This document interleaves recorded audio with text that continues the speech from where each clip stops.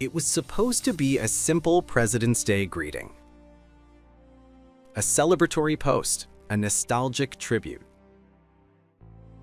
Instead, it triggered a political skirmish online. The Democratic Party shared a Happy President's Day image featuring some of its most iconic leaders, including John F. Kennedy, Lyndon Johnson, Jimmy Carter, Franklin Roosevelt, Barack Obama, and Joe Biden. But one face was missing: former President Bill Clinton, the 42nd President of the United States, and Republicans noticed.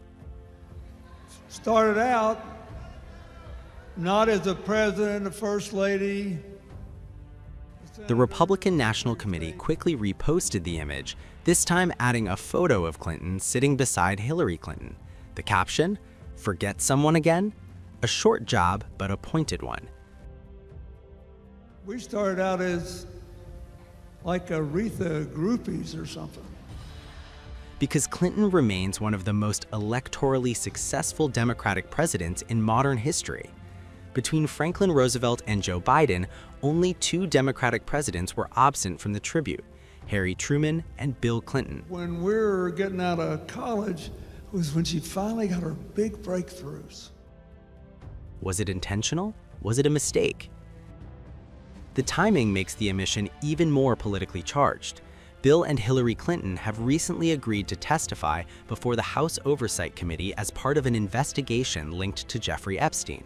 I hope God will forgive me, but I was so glad when I got here, and I hope you will forgive me. That agreement came after months of negotiations and threats of contempt proceedings from Republican lawmakers.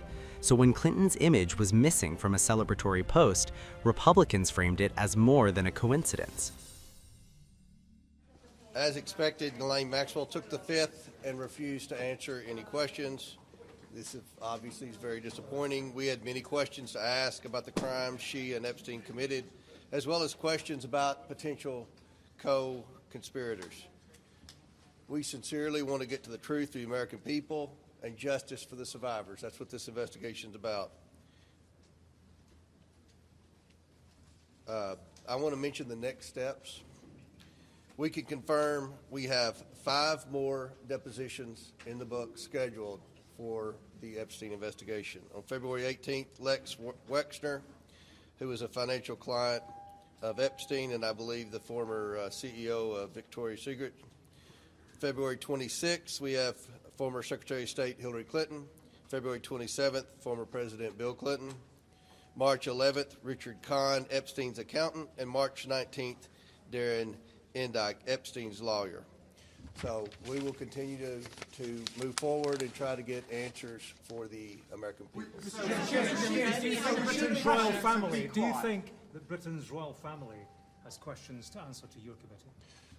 Well, we would love to hear from anyone. Obviously, I can't subpoena in foreign countries, or I would have done that in the Biden investigation. But do you have anything to add, Andy?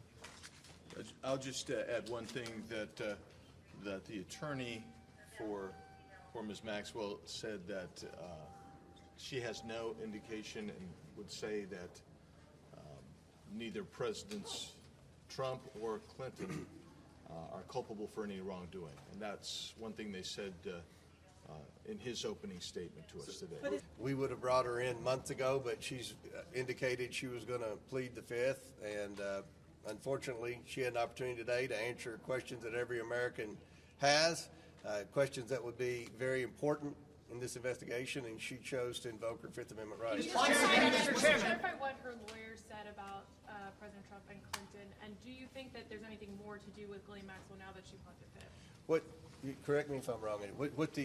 Just to be clear, what her attorney said, Maxwell didn't say. Her attorney said that she would answer questions if she were granted clemency by the president, Trump, and that she went on to say about Clinton and but he went on to expand that. The other thing is he pointed out a number of times that she has a habeas corpus petition pending for a new trial and release, and that's why she is not going to answer questions.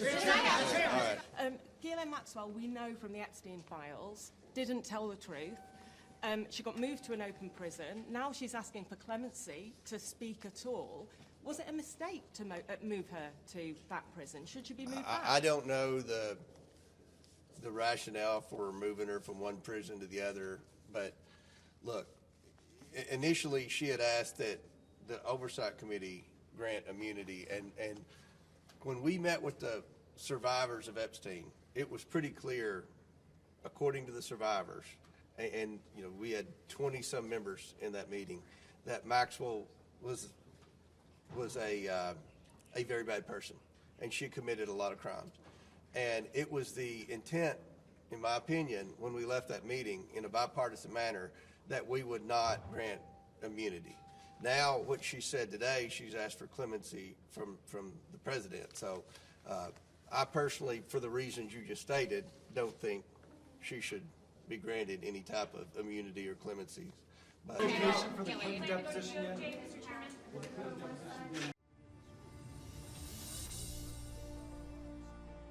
Bill Clinton's presidency remains one of the most debated in recent American history. Supporters point to economic growth, budget surpluses, and political pragmatism in the 1990s.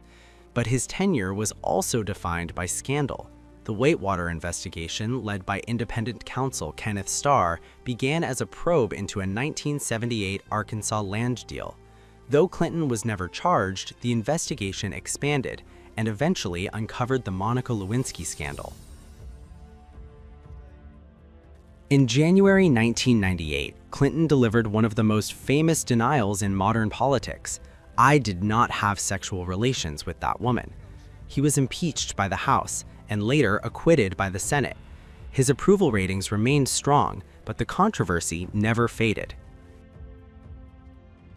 While Democrats faced questions, Republicans leaned into their own symbolism.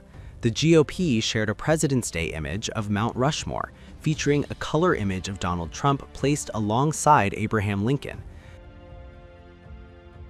The Department of Health and Human Services also posted a composite of Trump, Lincoln, and George Washington, honoring what they called leaders who shaped the nation. Different visuals, different messaging, different political signals. The bigger question, however, is that was Clinton's absence a calculated decision or simply a social media oversight? There's been no official explanation yet, but in today's hyper-polarized environment, even a holiday greeting becomes a political flashpoint. And sometimes what's missing says more than what's included.